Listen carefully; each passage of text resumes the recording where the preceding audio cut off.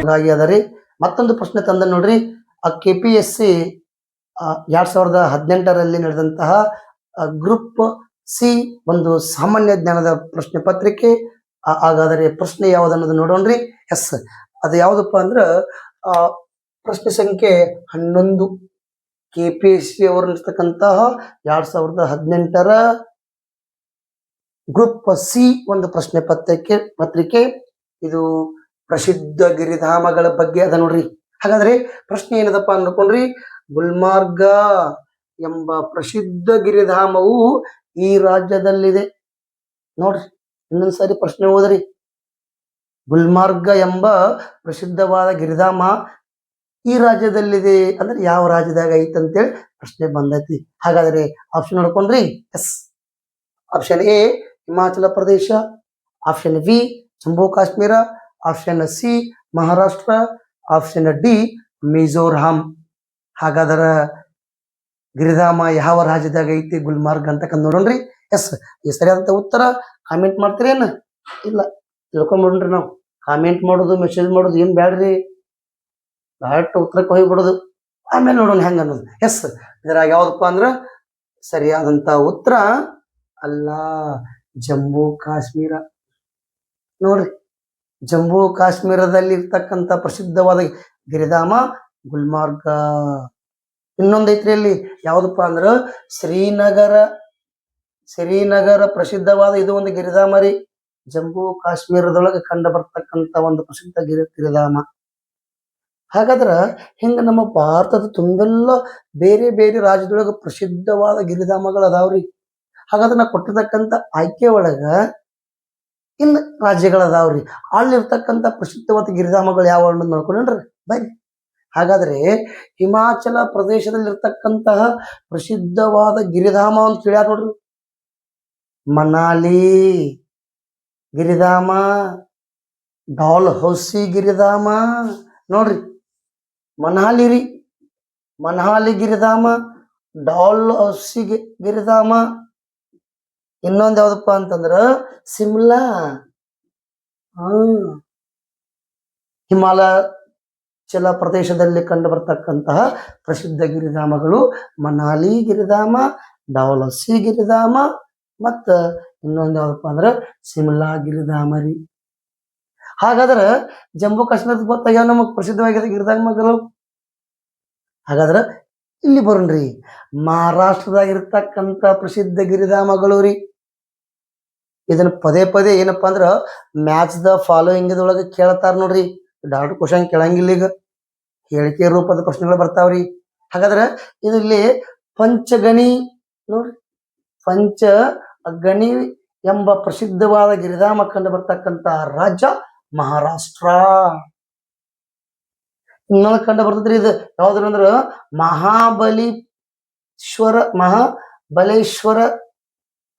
ಮಹಾಬಲೇಶ್ವರ ಪ್ರಸಿದ್ಧವಾದ ಗಿರಿಧಾಮ ರೀ. ಇದು ಸಹ ಮಹಾರಾಷ್ಟ್ರದೊಳಗೆ ಕಂಡು ಬರ್ತಕ್ಕಂತಹ ಗಿರಿಧಾಮ. ಇನ್ನೊಂದದ ರೀ, ಮಾರಾಥ್ಯನ್ ಅಂತೇಳಿ, ಮಾರಾಥ್ಯನ್ ಎಂಬ ಪ್ರಸಿದ್ಧ ಗಿರಿಧಾಮ ಕಂಡು ಬರ್ತಕ್ಕಂತಹ ರಾಜ್ಯ ಮಹಾರಾಷ್ಟ್ರ. ನಮ್ಮ ಕರ್ನಾಟಕದ ಉತ್ತರ ದಿಕ್ಕಿಗೆ ಅದ ರೀ ಅದು. ಮತ್ತೆ ಇನ್ನೊಂದು ನೆನಪಿಡ್ಬೇಕು ನಾವು, ಮಹಾಬಲೇಶ್ವರ ಇಲ್ಲಿ ಕೃಷ್ಣಾ ನದಿ ರೀ ಉಗಮಗೊಳ್ತದ ರೀ, ಪಶ್ಚಿಮ ಘಟ್ಟಗಳಲ್ಲಿ ಉಗಮಗೊಳ್ತದ. ಅದನ್ನು ಕ್ವಶನ್ ನಂಗೂ ಕೇಳ್ಬೋದಲ್ಲ, ಕರ್ನಾಟಕದ ಅತಿ ಉದ್ದವಾದ ನದಿ ಪಟ್ಟ ನಮಗ ಕಾವೇರಿ ಅಂತೀವಿ ನಾವು. ಹಂಗ ಪ್ರಶ್ನೆ ಕೇಳಿದಾಗ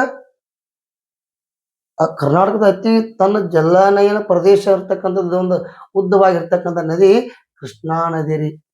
ಮತ್ತು ಕಾವೇರಿ ಏನ್ರಿ ವಿಸ್ತಾರವಾಗಿರ್ತಕ್ಕಂಥದ್ದು ದೊಡ್ಡದ ನದಿ ರೀ ಅದು. ಇವು ಇರ್ಲಿ. ಹಾಗಾದ್ರ ಇನ್ನು ಬರ್ರಿ, ಇಲ್ಲಿ ಬಾರಿ ಐತಿ ನೋಡ್ರಿ. ಈಗ ಮಿಜೋರಾಂದಾಗ ಕಂಡು ಬರ್ತಕ್ಕಂತಹ ಪ್ರಸಿದ್ಧವಾದ ಆ ಗಿರಿಧಾಮಗಳು ಅದಾವ್ರಿ. ಯಾವ್ದಪ್ಪ ಅಂತಂದ್ರ ರಯೇಕ ನೋಡ್ರಿ, ರಯೇಕ ಗಿರಿಧಾಮ. ಏನ್ರಿಪ್ಪ ರಯೇಕ ಗಿರಿಧಾಮ? ಇದು ಮಿಜೋರಾಮದೊಳಗ ಅತ್ಯಂತ ಸುಂದರವಾದ ಬೆಟ್ಟಗಳನ್ನು ಹೊಂದಿರುವ ಒಂದು ಗಿರಿಧಾಮ ಯಾವ್ದಪ್ಪ ಅಂತಂದ್ರ ರೇಖಾ ಗಿರಿಧಾಮ.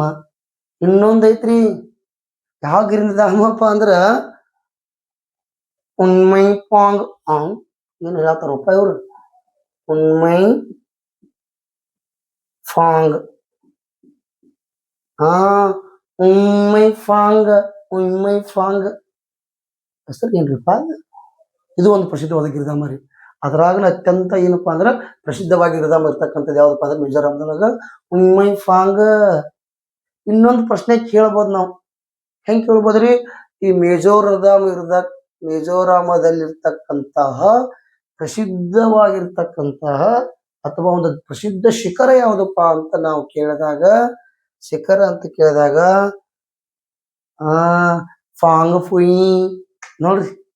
ಫಾಂಗ್ ಫುಯ್, ಫಾಂಗ್ ಫಾಂಗ್ ಫುಯ್, ಫಾಂಗ್ ಫುಯ್, ಫಾಂಗ್ ಫುಯ್ ರೇಯಾಕ ಎಲ್ಲಿ ಕಂಡು ಬರ್ತಾವಪ್ಪ ಪ್ರಸಿದ್ಧ ಗಿರಿಧಾಮಗಳು ಅಂದ್ರ ಮಿಜೋರಾಮ್ದಾಗ ಕಂಡು ಬರ್ತಾವ್ರಿ.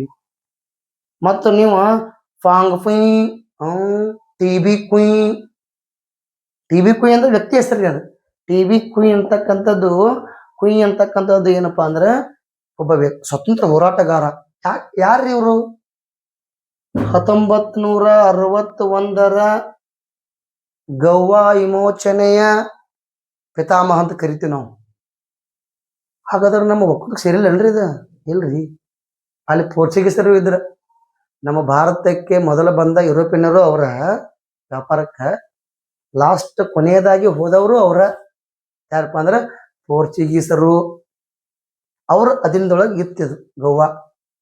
ಅವಾಗ ಏನ್ ಮಾಡ್ತಾರಪ್ಪ ಅಂದ್ರ ಟಿ.ಬಿ. ಕುಯ್ ಅವರ ನೇತೃತ್ವದೊಳಗೆ ಮತ್ತು ನಮ್ಮ ಭಾರತೀಯ ಒಂದು ಸೈನಿಕ ಕಾರ್ಯಾಚರಣೆ ಒಂದಿಗೆ ಏನಪ್ಪಾ ಅಂದ್ರ ಅವಾಗ ನಮ್ಮ ದೇಶೀಯ ಅಂದ್ರೆ ಒಕ್ಕೂಟಕ್ಕೆ ನಮಗ ಸೇರ್ತು, ನಮ್ಮ ರಾಜ್ಯಕ್ಕೆ ಸೇರ್ತು. ಅದಕ್ಕೆ ಇವ ಟಿ.ಬಿ. ಕುಯ್ ಬ್ಯಾರೆ, ಇದು ಬ್ಯಾರೆ ನೇಮ್.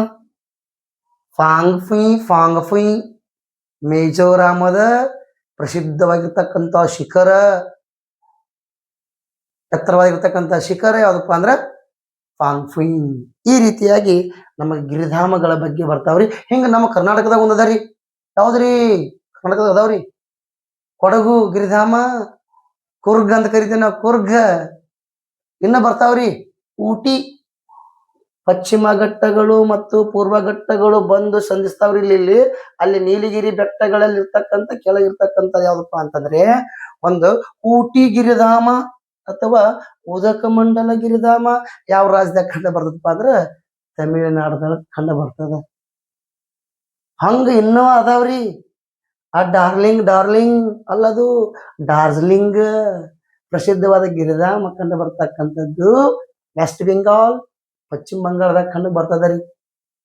ನೋಡ್ರಿ, ಕೊಡಗು ಅಥವಾ ಕೂರ್ಗ್ ಅಂತಕ್ಕಂಥ ಗಿರಿಧಾಮ ಕಂಡು ಬರೋದು ಕರ್ನಾಟಕದೊಳಗರಿ. ಡಾರ್ಜಿಲಿಂಗ್ ಕಂಡು ಬರ್ತಕ್ಕಂಥದ್ದು ವೆಸ್ಟ್ ಬೆಂಗಾಲದೊಳಗರಿ. ಹಾಗಾದ್ರ ಇನ್ನೊಂದು ಕೇಳ್ತಾರ್ರಿ, ಮೌಂಟ್ ಅಬು ಗಿರಿಧಾಮ ಕಂಡು ಬರ್ತಕ್ಕಂಥದ್ದು ನಮ್ಮ ಕರ್ನಾಟಕದ ಅಲ್ಲ, ಭಾರತದ ಅಲ್ಲ, ಗುಜರಾತದು ಅಲ್ಲ, ಭಾರತದ ಮತ್ತ ಅದು ಯಾವ್ದಪ್ಪ ಅಂದ್ರ ಭಾರತದಲ್ಲಿ ಅತಿ ಭೌಗೋಳಿಕ ವಿಸ್ತೀರ್ಣದಲ್ಲಿ ದೊಡ್ಡದಾಗಿರ್ತಕ್ಕಂಥ ರಾಜ್ಯ ಗೊತ್ತೈತಿ, ಗುಜರಾತ. ಆ ಗುಜರಾತದೊಳಗೆ ಏನಪ್ಪಾ ಅಂದ್ರ ಮೌಂಟ್ ಅಬು ಗಿರಿಧಾಮ ಕಂಡ ಬರ್ತದ. ಇನ್ನೊಂದು ಕೇಳ್ತಾರ ನೋಡ್ರಿ, ಮ್ಯಾಚ್ ದ ಫಾಲೋಯಿಂಗ್ ಕೇಳಿದಾರ. ನೈನಿತಾಲ್, ಇದು ನೈನಿತಾಲ್ ಎಂಬ ಗಿರಿಧಾಮವು ಕಂಡು ಬರುವ ರಾಜ್ಯ ಉತ್ತರಾಖಂಡ. ಈ ರೀತಿಯಾಗಿ ಏನಪ್ಪಾ ಅಂದ್ರ ಪ್ರಶ್ನೆಗಳು ಏನಪ್ಪಾ ಅಂದ್ರ ಮೊದಲು ಕೇಳಿದಾರ. ಇನ್ನ ಹೇಳಿಕೆ ರೂಪದಾಗ ಕೇಳ್ತಾರ್ರಿ. ಮತ್ತ ಮ್ಯಾಚ್ ದ ಫಾಲೋಯಿಂಗ್ ಹೊಂದಿಸಿ ಬರೀರಿ. ನೋಡ್ರಿ, ಅದೊಂದು ಪರೀಕ್ಷೆ ಅಲ್ಲ ನೋಡ್ರಿ. ಜೀವನ ಆಧಾರ ಇಟ್ಕೊಂಡು ಬರ್ದಾರ ಅವ್ರು. ಜೀವನದೊಳಗ ಹೊಂದ್ಕೊಂಡು ಬದುಕ್ತಿವಲ್ಲ, ಹೆಂಗ್ ಹೊಂದ್ಕೊಂಡು ಬದುಕ್ಬೇಕಲ್ಲ, ಅದಕ್ಕ ಹೊಂದಿಸಿ ಬರೀರಿ ಅಂತ ಕೊಟ್ಟಾರ್ರಿಪ್ಪ. ನನ್ನ ಮನೆಯೊಳಗ ನನ್ನ ಮಡದಿ ಅದಾಳ್ರಿ, ಭಾಳ ಚಂದ ಹೊಂದ್ಕೊಂಡು ಬದುಕ್ತಾಳ್ರಿ, ಭಾರಿ ರೀ. ನಮ್ಮ ತಾಯಿ ಎರಡನೇ ತಾಯಿ ಇದ್ದಂಗ್ರಿ ಅವರು. ಅದಕ್ಕೆ ಇದು ನೋಡಿ, ಎಲ್ಲಾ ಪರೀಕ್ಷೆಗಳು ನಾವು ತಿಳ್ಕೊಬೇಕ್ರಿ. ಹೆಂಗ ಕೊಟ್ಟವ್ರು, ಒಂದಿಷ್ಟು ಬರೀರಿ ನೋಡಿ ಹೆಂಗದವ್ರಿ. ಇಂಥವು ಜಾಸ್ತಿ ಅದಾವ್ರಿ. ಇರ್ಲಿ, ಮತ್ತೆ ಆ ಮುಂದಿನ ನೋಡಿದಾಗ ವಿಡಿಯೋದೊಳಗೆ ನಾವು ಸಿಗೋಣ್ರಿ. ಅಲ್ಲಿ ಮಟ ನೀವು ಚೆನ್ನಾಗಿ ಏನಪ್ಪಾ ಅಂದ್ರೆ ಪ್ರಸಿದ್ಧವಾಗಿರ್ತ ಗಿರಿಧಾಮಗಳ ಬಗ್ಗೆ ಒಂದು ಮಾರ್ಕ್ಸ್ ಇರ್ತೈತಿ. ಯಾವುದೇ ಎಕ್ಸಾಮ್ ಬರೀರಿ. ಆ ಗಿರಿಧಾಮಗಳ ಬಗ್ಗೆ ಮತ್ತು ಇನ್ನೊಂದು ನೆಕ್ಸ್ಟ್ ಕ್ಲಾಸ್ದೊಳಗೆ ಆ ರಾಷ್ಟ್ರೀಯ ಉದ್ಯಾನವನಗಳಿಗೆ ಬರ್ತೇನ್ರಿ. ಅವಾಗ ಭೇಟಿ ಆಗೋಣ. ನಮಸ್ಕಾರ, ಬಾಯ್.